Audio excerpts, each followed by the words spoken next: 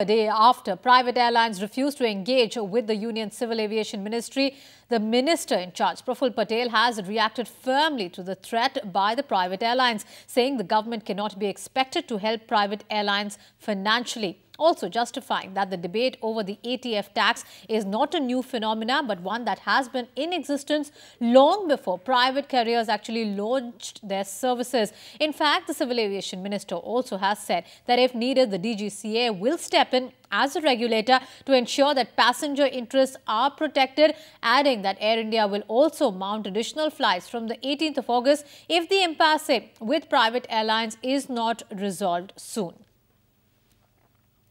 And for more, let's go across to Vasudevan Rangarajan, tracking the story from the capital. Vasu, clearly a threat, in fact, a message being sent out to the private airlines, a warning of sorts that there will be no bailout for them.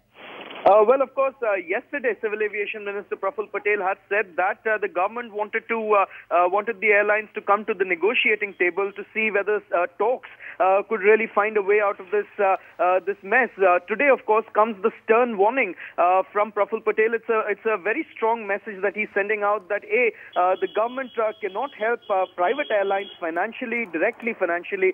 Secondly, he said that if need be, the regulator, the DGCA, would step in to see to ensure that flight operations are not affected in any way and that passengers are not inconvenienced. Of course, this really is Praful Patel's way of really sending out a rather stern warning to all these airlines. He's of course said that the issue of sales tax on ATF is not something new, and indeed in his last term too, as a Civil Aviation Minister, Praful Patel had made the sales tax on ATF one of his core focal issues. Of course, he has, reiterated time and again that it is not something that he can decide on unilaterally. That sales tax on ATF is something that state governments levy, and it's only state governments that can make any changes in that. So clearly, Praful Patel sending out a message to the airlines that he cannot really do anything at this point of time, and that the airlines should really rein in their statements, so to speak, and not let flight schedules or passengers be inconvenienced. Back to you. Right, Vasudevan Rangarajan reporting from the capital. And after Praful Patel's warning, we also spoke to the spokesperson of the Civil Aviation Ministry, who said the government will not bail out private airlines.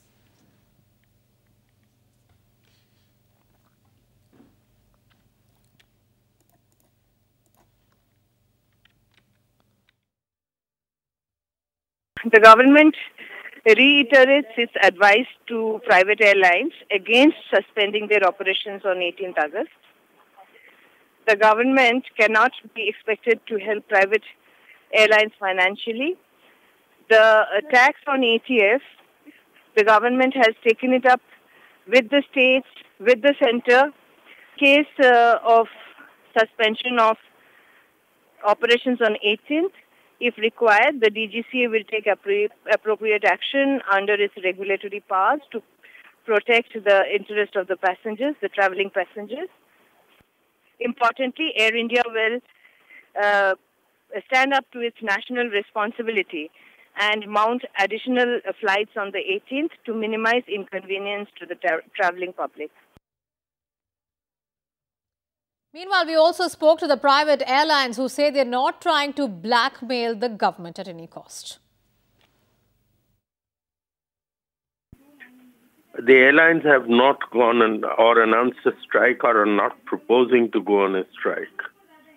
The airlines have simply indicated that they would be forced to suspend operations or not operate their flights for one particular day to bring the issues that they're facing them to highlight them for the government's attention.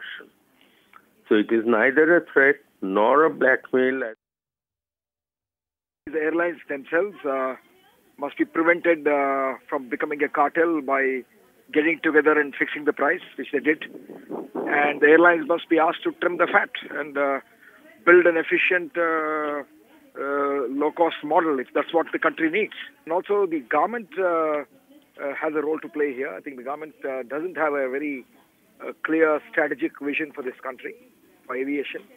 The Prime Minister must step in and come with a comprehensive long-term strategic vision for growing aviation in India.